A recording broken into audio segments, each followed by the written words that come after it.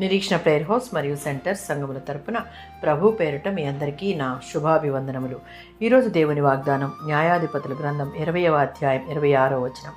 అప్పుడు ఇశ్రాయేలీయులందరూ జనులందరూ పోయి బేతేలును ప్రవేశించి ఏడ్చుచు సాయంకాలము వరకు అక్కడ యెహోవా సన్నిధిని కూర్చుండుచు ఉపవాసముండిరి. దహన బలులను సమాధాన బలులను యెహోవా సన్నిధిని అర్పించిరి.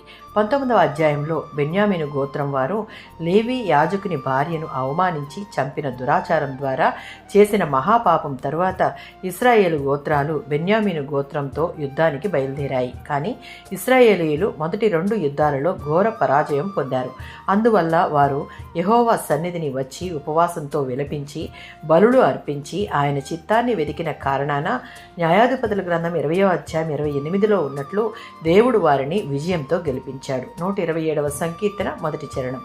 యెహోవా ఇల్లు కట్టించని ఎడల దాన్ని కట్టువారి ప్రయాస వ్యర్థమే. ఈ వచనాన్ని ఈ సందర్భానికి వర్తింపచేస్తే ఇశ్రాయేలీయులు మొదట యుద్ధానికి తమ బలంతో వెళ్ళి ఓడిపోయారు. అనగా దేవుని చిత్తం లేకుండా చేసే మానవుడు ఏ ప్రయత్నమైనా వృధా అని గుర్తెరిగి వారు పొందిన ఓటమి కారణంగా ఉపవాసం ఉండి ప్రార్థనలో దేవుని ముందర నిలబడ్డారు, విజయాన్ని సాధించారు. యోనా గ్రంథం 2వ అధ్యాయం 12వ వచనం. ఉపవాసం ఉండి కన్నీటితో దుఃఖముతో హృదయపూర్వకంగా దేవుని సన్నిధిని సమీపించి పశ్చాత్తాపముతో ఆయన చిత్తం మన జీవితాలలో నెరవేరాలని వేడుకుంటే ప్రేమ కలిగిన దేవుడు ప్రతి ఓటమిని విజయంగా మార్చుటకు సమర్థుడు.